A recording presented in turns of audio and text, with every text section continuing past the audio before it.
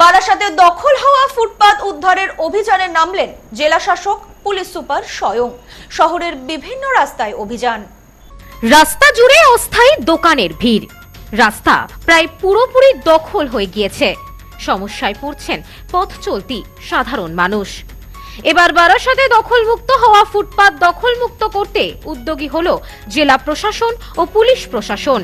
বুধবার সকালে শহরের বিভিন্ন এলাকা ঘুরে দেখেন উত্তর 24 পরগনার জেলা শাসক শিল্পা গৌরী সরিয়া, জেলা পুলিশ সুপার এবং বারাসাতের বিধায়ক শঙ্কর চট্টোপাধ্যায়। এদিন পরিদর্শনে নেমে ফুটপাত দখলমুক্ত করার আশ্বাস দেন তারা। এই বিষয়ে জেলা শাসক বলেন, আমরা আজ ঘুরে দেখলাম, বেআইনি দখলদারদের উঠে যেতে বলা হয়েছে। এতেও কাজ না হলে আইন অনুযায়ী ব্যবস্থা নেওয়া হবে। লোকরা যারা রাস্তা উপরে হাঁটছে ওরা যেন ওদের সেফটিটা হয়, রাস্তায় যে জমজটটা লেগে আছে যেটা হয় না।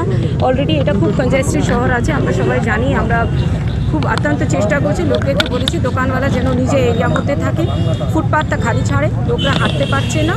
আর তারপর যেগুলো আনঅথরাইজ পার্কিং সব জায়গাগুলোতে রয়েছে সেখানে ফাইন্সগুলো হবে যদি কেউ আনঅথরাইজ পার্কিং করে।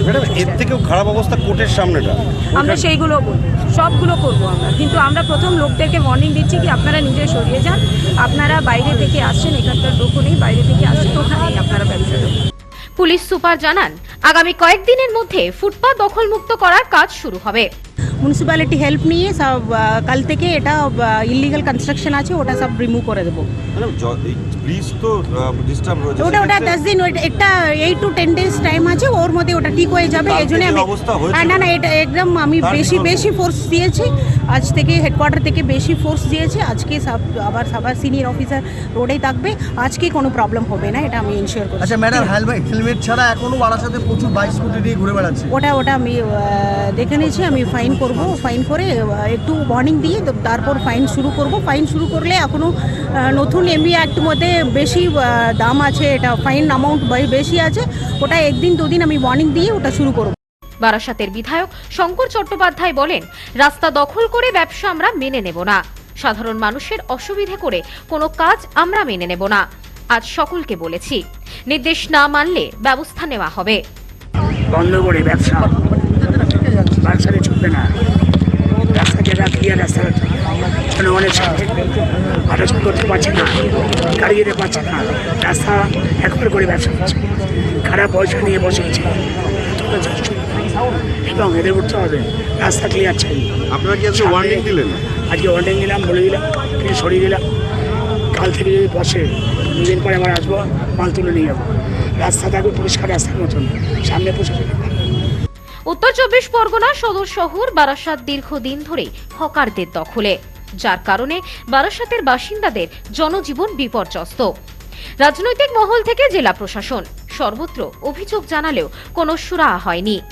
অধিকাংশ সময় বারাসাতের গুরুত্বপূর্ণ রাস্তাগুলি যানজট থাকে, ফলে বেশিরভাগ সময় বাসিন্দাদের দুর্ভোগের মধ্যে পড়তে হয়। বারাসাত মেডিকেল কলেজ ও হাসপাতাল, জেলা আদালত, জেলা পরিষদ, স্কুল, কলেজ, বারাসাত কেএনসি রোডের ওপর অস্থায়ী দোকানের ভিড়। এদিন প্রশাসনের পক্ষ থেকে ফুটপাত দখলমুক্ত করার উদ্যোগ নেওয়ায় খুশি বাসিন্দারা।